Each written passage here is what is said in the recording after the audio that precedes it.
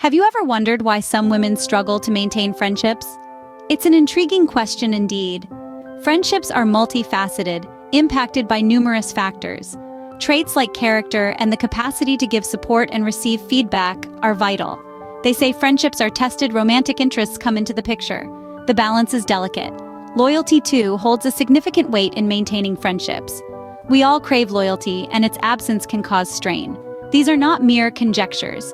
They are born from observing real-life friendships and their dynamics. So it becomes crucial to understand these to sustain lasting friendships. Shall we dive deeper and untangle the intricate layers of these factors with some real-life case studies, shall we? Imagine Jane, a woman with a strong personality, but often finds herself stuck in a cycle of making and losing friends. Jane is outgoing and confident, but her domineering nature often overshadows these qualities. She's the type of friend who loves to lead the conversation, sometimes forgetting to leave room for others to express their thoughts. Jane isn't intentionally trying to silence her friends, but her lack of sensitivity can often make them feel unheard. Jane's insensitivity isn't limited to conversations. It extends to her inability to understand her friends' personal boundaries, often leading to friction and misunderstandings. She may inadvertently impose her own rules and expectations, disregarding her friends' comfort zones. What Jane fails to realize is that friendship, like any relationship, is a two-way street. It's not merely about expressing oneself, but also about understanding and respecting others. It's about creating a safe space where everyone feels valued and heard. Self-awareness is crucial here. Jane needs to acknowledge her shortcomings and work on them for the sake of her friendships. Improvement is a continuous process, and it's never too late to start. Jane needs to learn to listen more and talk less, to be more considerate of her friends' feelings, and to respect their boundaries. Friendship is a delicate balance of give and take. It's about mutual respect, understanding, and compromise. Jane's story highlights how character can make or break friendships. Now, meet Sarah, a woman who struggles with accountability. Sarah is a vibrant, fun-loving individual, but she has a habit of blaming others for her own mistakes. When she forgets a friend's birthday, she blames it on her busy schedule. When she cancels plans at the last minute, she blames it on unforeseen circumstances. This constant deflection of responsibility begins to wear thin on her friends, causing them to distance themselves from her. Accountability is a cornerstone of any friendship. It's about owning up to your actions, apologizing when you're wrong, and making amends. It's about showing your friends that you value their feelings and respect their time. When we shirk our responsibility, we send the message that we don't value our friends as much as we should. Sarah's case teaches us that lack of accountability can strain friendships. It's a lesson we should all bear in mind as we navigate our own relationships. Next, let's talk about Emily, who finds it hard to give and receive support and criticism. Emily, like many of us, has her fair share of struggles when it comes to maintaining friendships. She's often caught in the crossfire of her own expectations and those of her friends. Emily's friends find it challenging to lean on her during their times of need. Imagine a friend who is always there during the good times, but somehow disappears when the going gets tough. The friend who is absent in your moments of despair, who doesn't offer a shoulder to cry on, or words of encouragement when you need them most. That's Emily. This lack of support has strained her relationships and distanced her from her friends. But there's more to Emily's story. She also struggles with accepting criticism.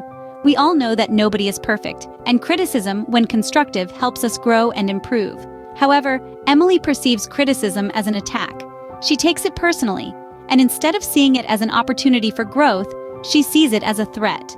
This defensive attitude has caused many misunderstandings and conflicts in her friendships. Now let's pause for a moment and reflect on Emily's struggles. These are not unique to her. We all may have been an Emily at some point in our lives. Being supportive means being there for your friends, not just in their moments of triumph, but also in their moments of despair. It's about understanding, empathizing, and offering help when they need it. On the other hand, accepting criticism is about embracing the fact that we all have room for improvement. It's about understanding that criticism is not a personal attack, but a tool for personal and interpersonal growth. Emily's situation is a mirror, reflecting back to us the importance of these two crucial aspects of friendship: support and constructive criticism. It's a reminder that these elements are not just optional extras in a friendship, but are fundamental to its very existence. Emily's situation reminds us of the importance of support and constructive criticism in friendships. Finally, let's consider Lisa, who often prioritizes her romantic relationships over her friends and struggles with loyalty. Meet Lisa. She's vibrant, full of life, and a real romantic at heart. However, Lisa has a pattern of prioritizing her romantic relationships over her friendships. When she's in a relationship, her friends often feel left out, pushed aside, and forgotten. Lisa's friends have often wondered, where is the Lisa we used to know and love? This pattern has strained many of Lisa's friendships over the years. Her friends feel like they only matter when she's single or going through a breakup. It's as if they're merely supporting characters in the romantic comedy of Lisa's life, rather than valued friends. They often question whether Lisa truly values their friendship, or if they're just a convenient shoulder to cry on. But it's not just about prioritizing relationships. Lisa also struggles with loyalty.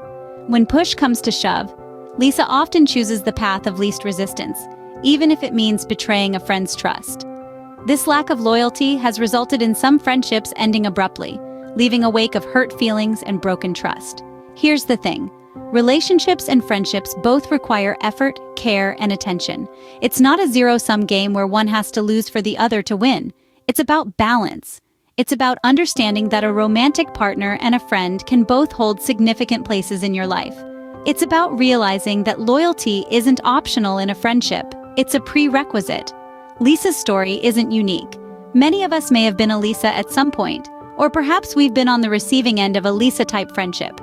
It's crucial to remember that friendships are not just a fallback plan when romantic relationships don't work out. They are relationships that need nurturing, care, and loyalty. Let's strive to balance our relationships, to be there for our friends just as we would want them to be there for us. Let's remember that loyalty isn't a trait to be switched on and off, but rather a continuous commitment, a promise to stand by each other through thick and thin. Lisa's story demonstrates the importance of prioritizing relationships and loyalty in maintaining friendships. As we have seen from these real-life case studies, maintaining friendships involves a balance of character, accountability, support, criticism, and loyalty. Let's quickly recap. In terms of character, it's crucial to be authentic and genuine, as pretense often leads to misunderstandings. Accountability, on the other hand, is all about owning up to your actions and apologizing when you're wrong. It's a vital aspect of any relationship. Support and criticism go hand in hand. While it's important to be there for your friends and support them, it's equally necessary to give and receive constructive criticism for growth. Then there's the matter of prioritizing relationships and loyalty. Choosing romantic relationships over friendships can cause strain, and loyalty is the glue that holds friendships together.